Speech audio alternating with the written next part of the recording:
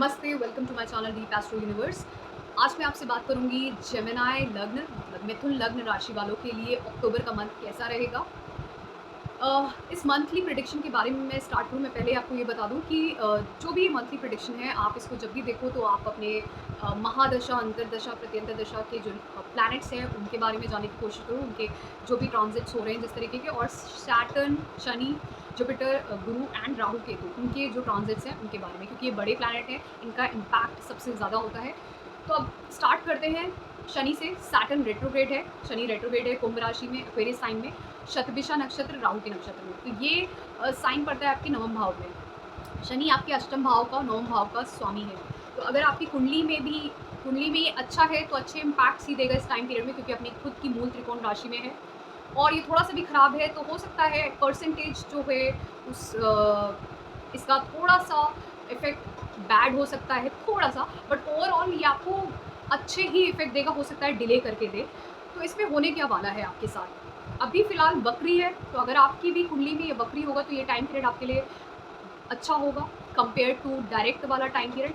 और अगर आपकी कुंडली में डायरेक्ट है तो जो इसके बाद आने वाला टाइम पीरियड होगा, जब ये शनि डायरेक्ट हो जाएगा मतलब मार्गी हो जाएगा, वो आपके लिए टाइम पीरियड सबसे अच्छा होगा। तो अब इसके लिए क्या होगा, पहले तो शनि आपके भाग्य का भी मालिक है और आपके अष्टम भाव का भी।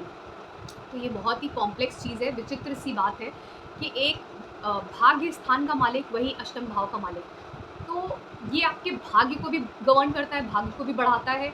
और वहीं पे साथ में अष्टम भाव क्या होता है, कष्ट का। तो भाग्य भी बढ़ता है और कष्ट भी बढ़ता है आपकी लाइफ में। तो जब भी आप ये देखोगे कि आपको चीज़ें अच्छी मिल भी रही हैं साथ में भाग्य के साथ, तो उसके साथ आपको कष्ट भी जीवन में आ रहा है। ये होता है मिथुन लग्न वालों के साथ और राशि वालों के साथ। क्योंकि ये मेरा खुद का नहीं, बट मैंने कुछ लोगों की बहुत ही नियर डियर वंस की कुंडली देखी है जिनके मिथुन लग्न है। तो उनको लाइफ में अच्छी चीज़ें मिली भी हैं, लेकिन उसके साथ उनको डिफ़िकल्टीज़ भी मिली हैं, वो उसके साथ ही जैसे आई है। तो भाग्य के साथ जो चीज़ें मिली हैं उसके साथ उनको टेंशन भी दी मिली है, और वो टेंशन किसी और फॉर्म में भी मिल सकती है उस टाइम पीरियड में या कैसे भी। तो अब इस टाइम पीरियड में आपको भाग्य तो आपका साथ देगा, भाग्य तो आपका बढ़ेगा, लेकिन साथ में क्योंकि ये अष्टम भाव का मालिक है, तो ये अष्टम भाव के बुरे इफ़ेक्ट जो होते हैं ना, आपको टेंशन भी साथ में देगा। मतलब अगर आपको सपोज़ करिए आपको हायर एजुकेशन के लिए जाना था कहीं पे, वहाँ पे आप चले तो गए, लेकिन वहाँ पे आपको साथ में डिफ़िकल्टीज़ भी साथ में मिल रही हैं उसके साथ में। हो सकता है कुछ ऐसे लोग आस-पास मिल जाएँ जो आपको ट्रबल क्रिएट कर रहे हों आपके, या फिर आप कहीं दूर जाना चाहते थे कहीं पे ट्रैवल करके, किसी और जगह रहने के लिए या कहीं पे भी किसी वजह से। तो आप चले तो गए, लेकिन वहाँ पे आस-पास के नेबर्स नहीं अच्छे हैं, वो आपको ट्रबल क्रिएट कर रहे हैं, या फिर आपकी हेल्थ ख़राब हो गई।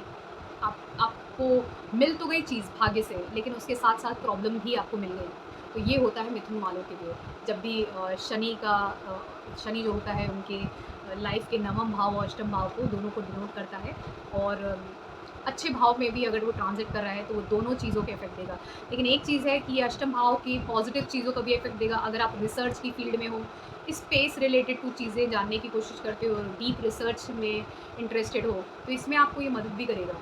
और आपको इनहेरिटेंस दिलाने में भी मदद करेगा। आपको अगर आप शेयर मार्केट उन सब में भी अगर पैसे लगाते हो एफडी में, तो उसमें भी गेन्स दिलाएगा, लेकिन उसका नेगेटिव इफ़ेक्ट भी आपको साथ में देगा ही देगा। फिर बात करते हैं, और इसकी दृष्टियों की भी चलिए बात कर लेते हैं, क्योंकि नवम भाव से इसकी तीसरी दृष्टि आपके थर्ड एस्पेक्ट इसका 11th हाउस में पड़ेगा, तो आपको गेन्स भी दिलाएगा, ये अचानक से दिलाएगा।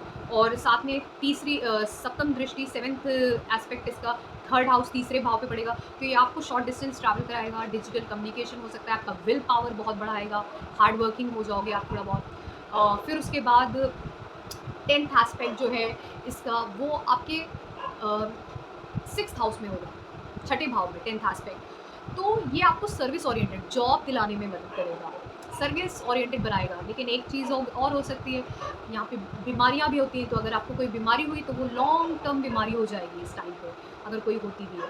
तो do take care of your health, लेकिन आपको ये सर्विस ओरिएंटेड भी बनाता है, आपको करियर भी दिलाने में मदद करेगा। लेकिन मैंने जैसे बोला, जेमिनी वालों की सबसे बड़ी इश्यू यही होती है, क्योंकि ये इनका शनि अष्टम और नवम भाव को डिनोट करता है, तो भाग्य के साथ जो कुछ भी देता है उसके साथ ट्रबल भी साथ में ही देता है। तो अच्छी चीज़ जब भी आपकी लाइफ में हो रही होगी, भाग्य के साथ अचानक से आपको लगेगा कि वाओ, मेरे साथ ये इतना अच्छा हो गया, मैं ये करने जा रहा हूँ, वहाँ पे आपके साथ ट्रबल भी आएगा आपके साथ। एंग्जाइटी, टेंशन अचानक से आएँगी आपके पास। मतलब अगर आपको एक अच्छी करियर वाली जॉब मिल गई, एक अच्छा हस्बैंड भी मिल गया, तो उसके साथ ट्रबल भी मिलेगा कहीं न कहीं। आप ये नोटिस करिएगा जितने भी जेमिनी वाले हैं, लग्न वाले, ये उनके साथ होता ही होता है। तो अब बात करते हैं जुपिटर रेट्रोग्रेड की, तो जो जुपिटर रेट्रोग्रेड है वो आप के लिए मैंने अलग से एक वीडियो बना रखा है, आप उसको देख लीजिए। वो एरीज़ में कैसा इम्पैक्ट डालेगा आपके लग्न वालों के लिए, जेमिनी लग्न वालों के लिए, आप वहाँ पे टाइम स्टैम्प पे जाके आप देख सकते हैं। फिर बात करेंगे बुध की। बुध फिलहाल मरकरी वर्गो कन्या राशि में है और 19 अक्टूबर को ये तुला राशि लिब्रा साइन में चला जाएगा। तो इसकी महादशा अंतर या प्रत्यंतर अगर आपके लिए चल रहा होगा, तो ये टाइम पीरियड आपके लिए बहुत अच्छा है। अगर आप करियर में जॉब के लिए ट्राई कर रहे हैं, कोई कॉम्पिटिशन एग्ज़ाम किसी के लिए, तो ये टाइम पे आपको ये बहुत हेल्प करेगा और आप हो सकता है एक अच्छी जॉब अटेन कर लो, क्योंकि ये आपके 4th हाउस में पड़ता है आपका वर्गो साइन कन्या राशि और लिब्रा साइन आपके 5th हाउस में पड़ता है। तो ये कहीं न कहीं आपको घर का एनवायरनमेंट भी अच्छा करता है, आपको प्रॉपर्टी दिलाने में भी मदद करेगा, आपको करियर में आपको एक अच्छी जॉब पोज़ीशन भी दिला सकता है। और अगर आप किसी लव रिलेशनशिप में, किसी रिलेशनशिप में हो, तो उसमें भी आपको 19 अक्टूबर के बाद बेनिफिट हो सकता है। आप हो सकता है आप अपने जो भी आपके लव रिलेशनशिप में हो किसी के साथ, तो आप अच्छा टाइम स्पेंड कर सकते हो। आप कंसीव करना चाहते हो बच्चे के लिए, तो वो भी हो सकता है इस टाइम पीरियड में। एंड अगर आप क्रिएटिविटी, इंटेलिजेंस में कुछ अगर आप सोच रहे हो कुछ भी करना एजुकेशन फील्ड में, तो वो भी आपके लिए टाइम पीरियड बहुत अच्छा है। आपके लिए घर का एनवायरनमेंट भी आपका बहुत अच्छा रहेगा इस टाइम पीरियड में, क्योंकि सूर्य भी कन्या राशि में ही रहेगा और फिर 18 अक्टूबर को वो तुला राशि में आ जाएगा। तो ये बुधादित्य योग बनाता है। तो बुधादित्य योग आपके केंद्र भाव, चौथे भाव में और आपके त्रिकोण भाव, पंचम भाव में रहेगा। तो ये टाइम पीरियड आपके लिए पूरा अक्टूबर में बहुत अच्छा रहने वाला है ये। और अगर आप किसी भी जॉब या करियर के लिए कुछ सोच रहे थे, तो उसके लिए भी अच्छा है, प्रॉपर्टी के लिए भी अच्छा है, कंसीव करने के लिए भी अच्छा है, रिलेशनशिप के लिए भी अच्छा है और आपका घर का एनवायरनमेंट भी बहुत अच्छा रहने वाला है। फिर बात करते हैं वीनस शुक्र की। शुक्र जो है वो सिंह राशि में तीसरे भाव में है। शुक्र आपके 12वें घर की राशि है और आपके पंचम भाव की राशि है। तो 12वें घर की राशि तीसरे भाव में गई, तो ये कहीं न कहीं आपको आपका ट्रैवल हो सकता है, शॉर्ट डिस्टेंस ट्रैवल या लॉन्ग डिस्टेंस ट्रैवल हो सकता है, या फिर ये आपका खर्चा किसी ऐसी चीज़ में जहाँ पर अ, हो सकता है कुछ आप अपने किसी ट्रैवल के लिए, कुछ दूर जाने के लिए कुछ पैसे खर्च करो, या फिर हो सकता है आप डिजिटली कोई कम्युनिकेशन में आप कुछ कुछ हो सकता है आप कुछ ऐसा करो जो जिसमें आई मीन टू से आप कुछ थ्रू डिजिटल मीडिया आप हो सकता है किसी को चैरिटी भी कर सकते हो, या फिर हो सकता है आप स्पिरिचुअलिटी की तरफ भी थ्रू डिजिटल प्लेटफॉर्म इन सब चीज़ों में थोड़ा सा आप डाइवर्ट कर सकते हो, लेकिन वहाँ पे आपका कहीं ना कहीं कम्युनिकेशन और डिजिटल मीडिया इन्वॉल्व होगा, जहाँ पे भी आप स्पिरिचुअलिटी या कहीं पे चैरिटी इसके लिए सोचोगे, या अगर आप ट्रैवल भी करते हो तो उसका भी खर्चा हो सकता है इस टाइम पीरियड में। तो ये ओवरऑल इसके लिए दिखाते हैं, क्योंकि जो शुक्र है अ, वो सूर्य की राशि में थोड़ा-सा स्ट्रगलिंग टाइम देता है, थोड़ा-सा स्ट्रगल देता है, क्योंकि एक एक डिफ़िकल्ट साइन है। सूर्य की राशि जो है एक डिफ़िकल्ट साइन है और वहाँ पे जो शुक्र होता है वो थोड़ा बहुत उसको स्ट्रगल जैसा फ़ील होता है। तो उस इस टाइम पीरियड में आपके खर्चे डेफ़िनेटली बढ़ सकते हैं। वो चाहे पॉज़िटिव चीज़ के लिए, चैरिटी के लिए हो या फिर आपके ट्रैवल के लिए हो, बट आपका खर्चा तो डेफ़िनेटली होने वाला है।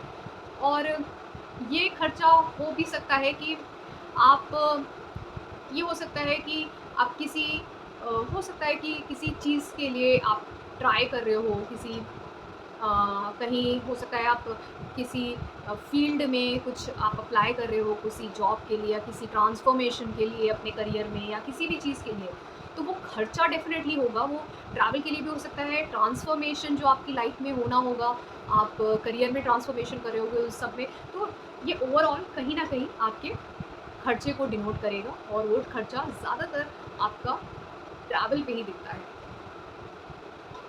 फिर बात करेंगे मंगल की। मंगल फ़िलहाल मार्स लिब्रा साइन में है। लिब्रा साइन आपका आता है 5th हाउस में और लिब्रा साइन में रहकर ये 3 अक्टूबर को तो ये चित्रा नक्षत्र अपने खुद के नक्षत्र में रहेगा। फिर 13 अक्टूबर को ये स्वाति नक्षत्र राहु के नक्षत्र में जाएगा। तो मंगल और शुक्र की जो युति होती है वो बेसिकली आपको बहुत ही ज़्यादा अट्रैक्टिव बनाती है, चार्मिंग बनाती है, फ्लर्टेशियस बनाती है। आप बहुत ज़्यादा ऑपोज़िट जेंडर की तरफ अट्रैक्टेड होते हो इस टाइम पीरियड में। जब भी अगर ये युति है तो आप आपकी कुंडली में ही परमानेंट युति है मार्स और शुक्र की, मंगल और शुक्र की, या फिर मंगल शुक्र की राशि में है या शुक्र मंगल की राशि में, तो ये एक बहुत ही अच्छा यू नो ऐसा योग है कि आप या तो अपोजिट जेंडर की तरफ अट्रैक्टेड रहते हो या अपोजिट जेंडर आपकी तरफ अट्रैक्टेड रहता है। आप कहीं ना कहीं ये इस कॉम्बिनेशन को दिखाता है, और ये आपको थोड़ा बहुत फ्लर्टेशियस बनाता है, और कहीं ना कहीं अपोजिट जेंडर के बारे में थोड़ा ज़्यादा ही सोचते हो। ऐसे लोग ज़्यादा ही अट्रैक्टेड रहते हैं अपोजिट जेंडर की तरफ। तो इस टाइम पीरियड पे मोस्टली लोग रहेंगे, क्योंकि ये कॉम्बिनेशन बहुत सारे लोगों के लिए इस मंथ में, क्योंकि सभी राशियों के लिए बन रहा है, तो हो सकता है, मैं मोस्टली राशियों के लिए बोल सकती हूँ कि वो कहीं ना कहीं हो सकता है या तो उनकी शादी हो जाए इस टाइम पीरियड में, या वो एक बहुत अच्छा लाइफ पार्टनर या अपने लिए पार्टनर चूज़ कर सकते हैं, ये हो सकता है। और अगर जो शादीशुदा है उनके बीच का बॉन्ड बहुत अच्छा हो सकता है, बहुत ही ज़्यादा अट्रैक्टेड हो फील कर सकते हैं एक दूसरे की तरफ। तो पहले क्या होगा, लिब्रा साइन 5th हाउस में आता है आपके, तो आप कहीं न कहीं किसी की तरफ अट्रैक्टेड फ़ील कर सकते हो, किसी अपोज़िट जेंडर की तरफ, और वो 13th अक्टूबर के बाद वो अट्रैक्शन एलिवेट कर देगा राहु का नक्षत्र। तो ओवरऑल जो मैं देख रही हूँ, मंगल का जो ट्रांज़िट है, वो सारी राशियों वालों के लिए ये दिखा रहा है कि आप सब अपोज़िट जेंडर वालों के लिए अट्रैक्टेड रहोगे। फिर ये भी हो सकता है कि अगर आप किसी पार्टनर को ढूँढ रहे थे अपने लिए, तो आप ढूँढ सकते हो इस टाइम पीरियड में। ये बहुत अच्छा टाइम पीरियड है, क्योंकि आपका प्रॉपर माइंड लगेगा। और जैसा मैंने कुछ लोगों का मैं सुन भी रही हूँ, मैं कुंडली एनालिसिस करती रहती हूँ, खासकर जेमिनी वालों के लिए मैंने देखा है इस टाइम पीरियड में, मैं देख भी रही थी कि वो कहीं न कहीं अपने लिए शादी के लिए किसी न किसी की तलाश कर रहे हैं या कुछ ना, तो उनको इस टाइम पीरियड पे लाइफ पार्टनर मिल सकता है। तो ये बहुत अच्छा टाइम पीरियड है अक्टूबर, स्पेशली जो लोग अपने लिए लाइफ पार्टनर या पार्टनर ढूंढ रहे हैं, तो ये बहुत अच्छा टाइम है। फिर राहु केतु की बात करते हैं, तो राहु केतु का तो ट्रांजिट होने वाला है अक्टूबर में पाइसेस और वर्गो में, तो इसलिए इसके बारे में ज़्यादा डिस्कस नहीं करेंगे। मैं इसके लिए स्पेशल वीडियो बनाऊंगी, आप उसमें देखिएगा तो आपको ज़्यादा क्लियरली समझ में आएगा। तो अगर आपको मेरा ये एनालिसिस पसंद आया है जेमिनी लग्न वालों के लिए अक्टूबर का, तो आप मेरे इस चैनल डीप एस्ट्रो यूनिवर्स को सब्सक्राइब करिए इस चैनल को, और इस वीडियो को भी लाइक करिए। थैंक यू सो मच, धन्यवाद।